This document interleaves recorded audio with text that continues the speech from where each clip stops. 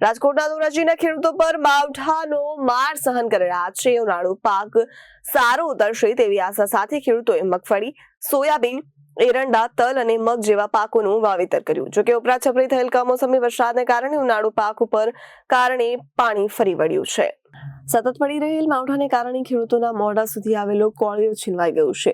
ધોરાજી પંથકમાં આ વર્ષે પુષ્કળ પ્રમાણમાં તલનું વાવેતર થયું હતું અને ખેડૂતોને 1 વીઘા દીઠ 5,000 થી 6,000 રૂપિયાનો ખર્ચ કર્યો, પરંતુ માવઠાને કારણે 3 મહિનાની મહેનત પર પાણી ફરી વળ્યા. આ પરિસ્થિતિને ધ્યાનમાં રાખી સરકારને તાત્કાલિક સ્થળ સર્વે હાથ ધરવાને યોગ્ય પંચનામા કરીને ખરેખર અસરગ્રસ્ત ખેડૂતોને સમયસર યોગ્ય સહાય પૂરી પાડવા વિનંતી કરવામાં આવી છે, જેથી તેઓ આર્થિક મુશ્કેલીમાંથી બહાર આવી શકે. ખેડૂતોના હિતમાં તાત્કાલિક સહાય કરવા ખેડૂતોની માંગ છે. મારું નામ વસંતભાઈ હીરાપરા. જે 2 દિવસથી સતત વરસાદ થઈ રહ્યો છે, કયા પાકને નુકસાન થશે અને કેવું નુકસાન છે? નુકસાનનો તો કોઈ અંદાજો નથી આપી શકાય એમ. અત્યારે કરોડોનો નુકસાની ખેડૂત વેઠી રહ્યા છે અને તલ, બાજરી, કપાસ, જુવાર, મગફળી આવા ઉનાળુ તમામ પાકોને નુકસાની છે.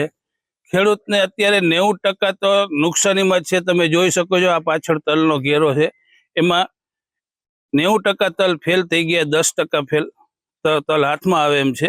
અને અત્યારે કોઈ પણ જાતના ખેડૂતને આવક નથી, નકરી નુકસાની જ છે. અને જે તલ વાઢેલા છે એમાં તો પૂરું થઈ ગયું, હવે એમાં તો કઈ હાથમાં આવશે નહીં, એ તો બધી હળીને ખાતર થઈ જશે.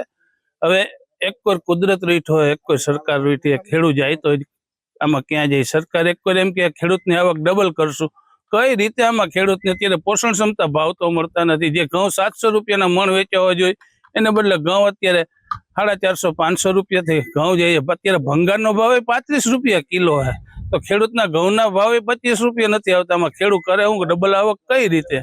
Bureau report, Janadesh news, Dhoraji.